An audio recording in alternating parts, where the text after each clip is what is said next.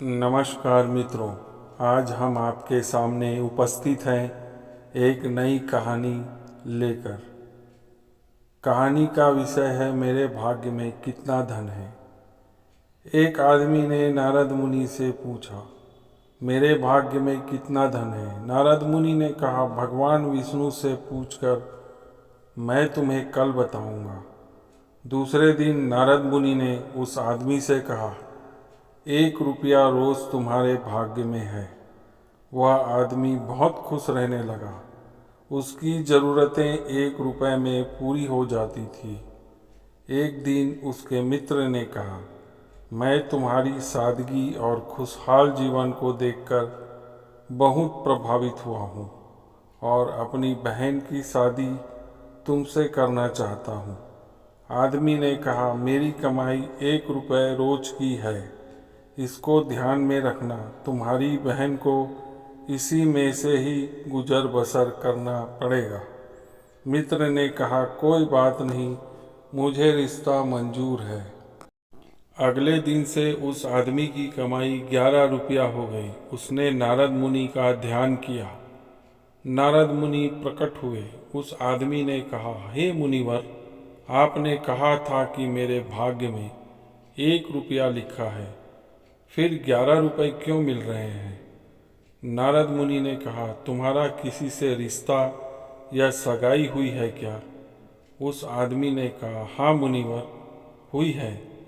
मुनिवर ने कहा, तो यह तुमको 10 रुपये उसके भाग्य के मिल रहे हैं।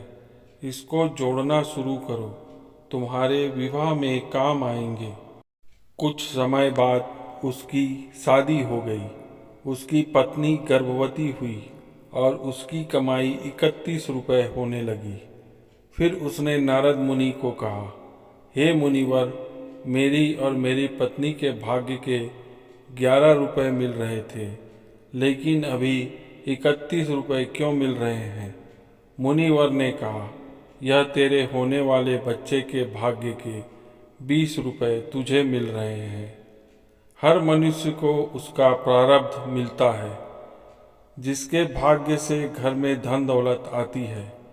हमको नहीं पता, लेकिन मनुष्य अहंकार करता है कि मैंने बनाया, मैंने कमाया, मेरा है, मैं कमा रहा हूँ, मेरी वजह से हो रहा है। हे प्राणी, तुझे नहीं पता तू किसके भाग्य का खा और कमा रहा है। दोस्तों, इस कहानी से हमें यह शिक्षा मिलती है कि हमें अपने जीवन में अहम और मैंने किया, मैंने कमाया, जैसा कि कहानी में बताया गया है, ये मैं की भावना का परित्याग करना होगा। जीवन में जो कुछ भी सुख हम भोग रहे हैं, वो हम नहीं जानते कि किसके भाग्य से हमें वह सुख भोगने का नसीब हुआ है। इसलिए सदैव अपने जीवन में भोगे जाने वाले सुख के प्रति अपने ईश्वर का आभार व्यक्त करें। दोस्तों, अगर यह कहानी आपको पसंद आई हो तो हमारे चैनल को लाइक करें, शेयर करें, सब्सक्राइब करें और कमेंट करना ना भूलें। धन्यवाद।